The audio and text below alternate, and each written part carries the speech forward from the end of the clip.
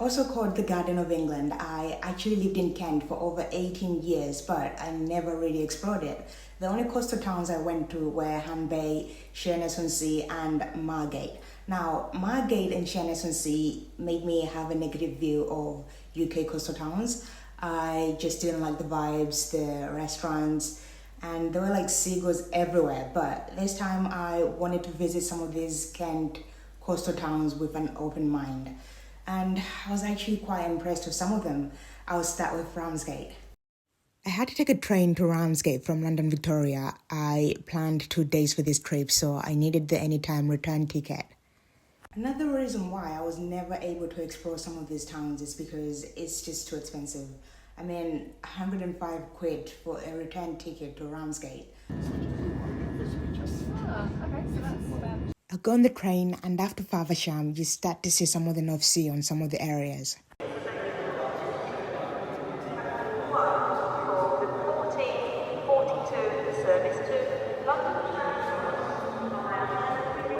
I arrived in Ramsgate after about 2 hours from London, Victoria, and since I don't know the area very well, I took a taxi to the beach.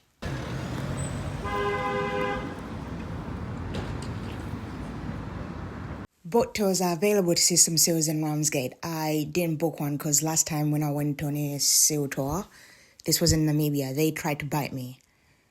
They're also just a little too loud for me, to be honest. But anyway, just a little history of Ramsgate. In 1820, King George IV declared Ramsgate the royal harbour.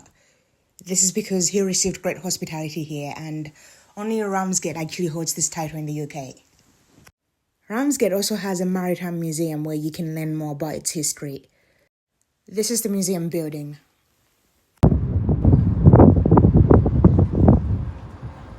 Ramsgate is in close proximity with mainland Europe. It's located in the southeast of England.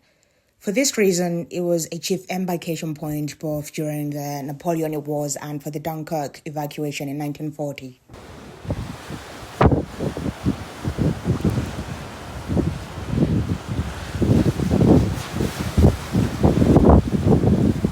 During World War II, Ramsgate was branded as the most bombed seaside town in the UK, and Ramsgate protected its residents with underground tunnels. The tunnels are nearly 4 miles long, with a capacity to hold 60,000 people. If you're interested to know more about life in the tunnels during the war, you can also visit the tunnels when you're in Ramsgate.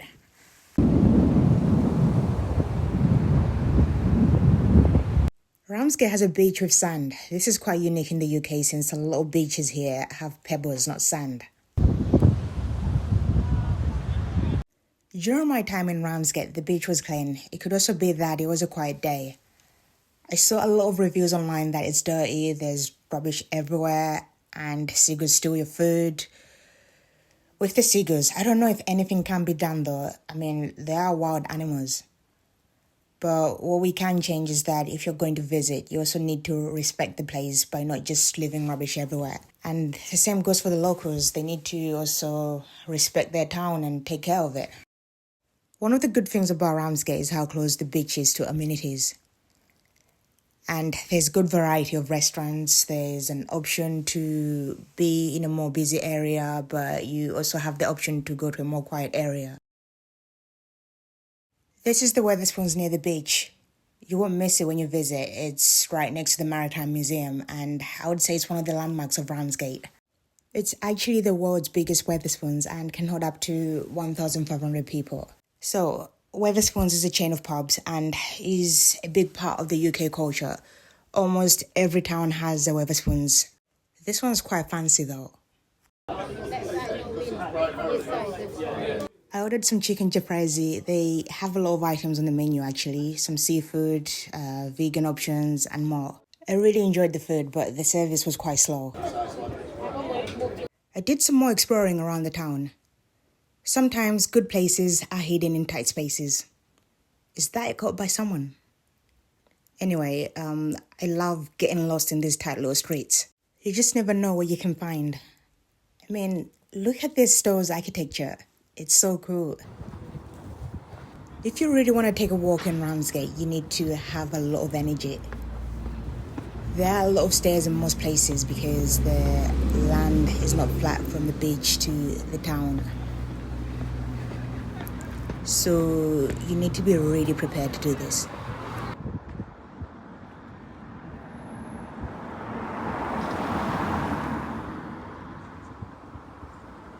As you walk around the town facing the sea, you get more information about Ramsgate. So if you have time, you can stop over and read some of these information boards. They detail the people, history, and wildlife in Ramsgate. This is on the top of a cliff.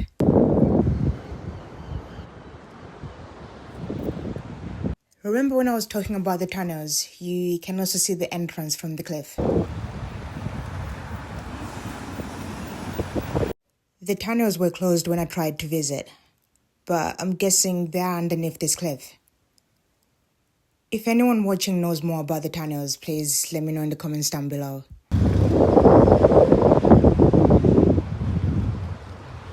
There are so many interesting things you can easily miss out in Ramsgate because some are not so obvious.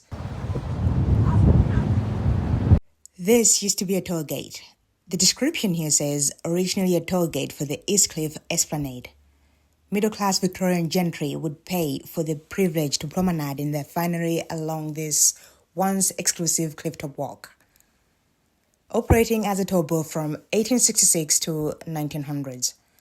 In recent years, it has kept its holiday spirit as a kiosk for holiday makers.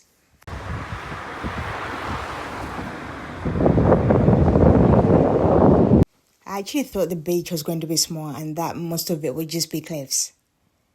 But it's a lot longer than I expected. The more you get away from the amenities, the quieter it just gets. I wonder if this whole area gets packed in summer though. Ramsgate, together with the seaside towns of Margate and Broadstairs, is on the Isle of Thanet. So, back in the day, the Isle of Thanet was separated from the rest of Kent. It was separated by the Wonsum Channel. I don't know if that's how you pronounce it, but this channel disappeared. That's why Thanet is called the Isle of Thanet. What I really liked about Ramsgate is that it's not just about the beach. It has rich history, it has the amenities, and on top of that, the parks are really good. So if you need a change of scenery, you can go to one of the parks. Actually, another thing that really surprised me was how green some parts of Ramsgate are, like the King George Memorial Park. They even have a greenhouse. Ramsgate has a lot of opportunities for experienced hikers. You can hike to the next town of Broadstairs. This will allow you to enjoy the views near the sea. The hike is about 5 miles, or you can continue to Margate, and the whole hike can be approximately 10 miles. This is the King George Memorial Park. The park is about 73,301.9 meters square. Anyway, thank you very much for watching. I hope to see you in the next video. Bye.